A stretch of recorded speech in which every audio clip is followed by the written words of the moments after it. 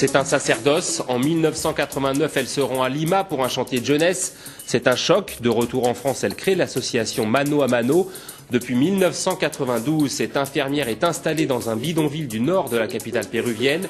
Éducation, santé, construction sont ses domaines d'intervention. En janvier, une femme sera le nouveau maire de Lima, un espoir pour une société où violence, pauvreté et racisme perdurent. Tout juste récompensée du trophée des femmes 3000, ces Françaises exemplaires expatriées, Sylvie Dumont est notre invitée. Elle doit avoir plusieurs cœurs. Bonjour Sylvie Dumont. Bonjour. Merci d'être avec nous. Vous et votre association Mano à Mano aidez depuis plus de 16 ans les 20 000 habitants de la Ensenada, c'est comme ça qu'on dit? Oui. C'est un bidonville qui est au nord de Lima. C'est une tâche qui est immense, je trouve. Comment est-ce qu'on fait tous les matins pour se lever et être convaincu du travail? C'est un travail passionnant et qui va dans plusieurs domaines, donc il n'y a pas de problème pour se lever le matin. En plus, avec le décalage, c'est plus facile de se lever là-bas qu'ici. Mais ça veut dire quoi? Ça veut dire que votre vie, c'est le travail? Non, c'est pas que le travail, mais il y a une bonne partie, c'est le travail. Vous vivez à l'intérieur de ce bidonville? Non, en dehors. En dehors? Ouais. Pourquoi? Plusieurs années, j'ai vécu et habité. Mais après, pour des raisons de sécurité, c'est quand même mieux d'être en dehors du bidonville. Vous venez d'être récompensé du trophée 2010 des femmes 3000. C'est un trophée qui récompense des Françaises qui sont expatriées, des Françaises exemplaires. Qu'est-ce que devrait vous apporter ce prix normalement? Moi, je pense plus de reconnaissance, quoi. Et puis on espère des retombées au niveau des aides. Et on remercie le trophée pour nous avoir donné ce prix, l'ambassade de France et à Lima Accueil, une association de francophones qui est basée à Lima. Alors tout a commencé en 1989. Vous êtes allé à Lima, justement? Oui, un premier voyage d'échange de jeunesse dans un bidonville situé au sud de Lima qui s'appelle Villa Salvador. Et là, qu'est-ce que vous vous êtes dit? Là, on était plusieurs jeunes à l'époque. On s'est dit, on va continuer de trouver des solutions. On avait été touchés par la situation des jeunes de cette époque-là, qui, mis à part leur pauvreté, s'occupaient de leur communauté. Et donc on a commencé à mettre des actions en France, donc des repas, des choses comme ça. Et puis après, moi je suis repartie pour y travailler. En 1994, c'est ça? Au moment où vous créez l'association? En 92. Et donc là, vous créez l'association? Oui. Et comment ça se passe, les premiers temps, l'installation? En fait, c'est sur demande de la population. Donc il y avait des personnes qui avaient travaillé avec moi et qui m'ont demandé d'aider pour leur village, dans leur quartier. Donc on a commencé à mettre en place au départ une pharmacie populaire et faire de la prévention. Puis ensuite on a travaillé avec les enfants puisque les enfants étaient beaucoup livrés à eux-mêmes et ils n'avaient pas accès aux livres ni aux jeux. Donc on a commencé par les bibliothèques, les ludothèques. Et puis ensuite on a rouvert une autre pharmacie populaire dans un autre quartier et on a refait les mêmes activités. Et on a commencé à s'intéresser aussi aux femmes, donc aux mères célibataires en général. Alors vous travaillez effectivement sur l'éducation, vous faites pas mal de prévention, vous travaillez sur la santé, et plus étonnant peut-être, vous travaillez sur la construction. Pourquoi? Donc pour montrer que les femmes, on est capable de tout. Mais ça veut dire que vous faites concrètement de la maçonnerie, c'est ce qu'on voit là d'ailleurs à l'écran? Oui.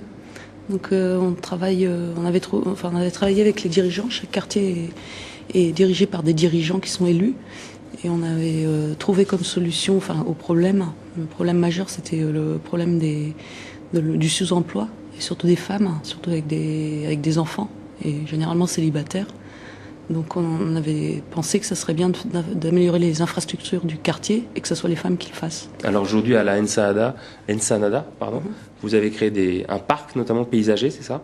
Oui, on a créé un parc et les femmes ont construit un parc en récupérant les pierres du bidonville et en récupérant les eaux de la bibliothèque qui sont traitées par des plantes. Et ce qui permet, parce qu'on est dans le désert, ce qui permet d'arroser les plantes et de les faire pousser.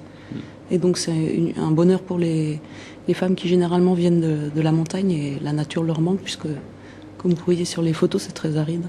Vous avez aussi créé une cantine populaire? On ne l'a pas créée, elle existait déjà, mais c'est une autre communauté qui nous a demandé de la reprendre. Ce qui permet aussi à d'autres femmes d'évoluer, d'avoir un rôle social à jouer et de faire des repas. Elles font à peu près 80 repas par jour à un prix modique, donc ce qui permet aussi d'améliorer d'améliorer leur situation économique. Et puis à certaines, ça permet d'aller travailler. Vous me disiez qu'il y a une grosse difficulté là-bas, entre autres, hein, c'est le racisme. Expliquez-nous. Oui, à cause de l'histoire, un peu, il y a pas mal de racisme envers les personnes qui viennent de province. Et ce sont ces personnes qui arrivent dans les bidonvilles en général, les plus défavorisées, c'est ça? Oui, nous c'est dans le nord, donc les gens viennent plutôt du nord, de la montagne. Donc c'est une autre culture, ils parlent une autre langue. Et quand ils arrivent à Lima, ils sont obligés d'oublier leur langue, de parler l'espagnol et de s'habituer aux nouvelles coutumes et au climat, puisqu'ils sont dans le désert, il n'y a plus la montagne, il n'y a plus les pâturages. C'est la différence entre les indigènes et les urbains, c'est ça? Voilà. En janvier, Lima aura à sa tête une femme, donc ça sera un nouveau maire. Qu'est-ce que ça peut changer? Je pense que c'est bien, ça montre que c'est un pays qui avance. Et on lui souhaite bon courage. Et c'est vraiment une bonne nouvelle. C'est vrai que Paris n'a jamais eu de maire femme, par exemple. Votre budget de fonctionnement à l'année, c'est environ 130 000 euros à peu près. Et en ce moment, le financement, c'est une des questions centrales, vous me le disiez. Pour ce faire, vous proposez également du tourisme solidaire. Oui, on travaille avec une association qui s'appelle Départ, qui organise plusieurs voyages solidaires dans le monde, et notamment au Pérou. Et au Pérou, on est 2 associations à recevoir l'aide de Départ. Donc en fait, quand les gens voyagent avec Départ, il y a un pourcentage qui nous est reversé. Et ils nous ont aidés pour avoir une maison dans un quartier à peu près à 20 minutes, une demi-heure du bidonville, où les gens sont reçus. Et les femmes viennent de finir la construction des chambres, en fait. Alors, pour ceux qui souhaitent faire un don, vous avez également un site internet, c'est le www.manoamanoperou, tout attaché en minuscule.org.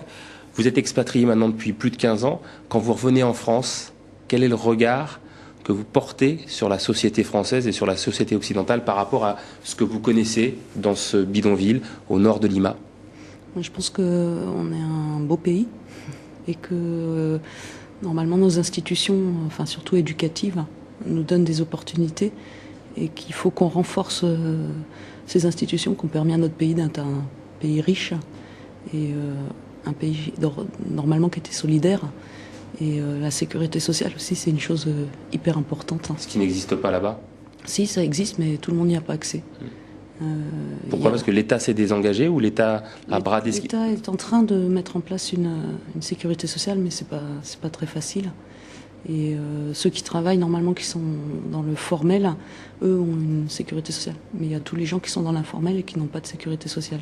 Merci beaucoup Sylvie Dumont. Votre association Mano à Mano aide donc un bidonville, c'est au nord de Lima, et vous êtes le trophée 2010 des femmes 3000. Merci beaucoup d'être passé par TV5 Monde.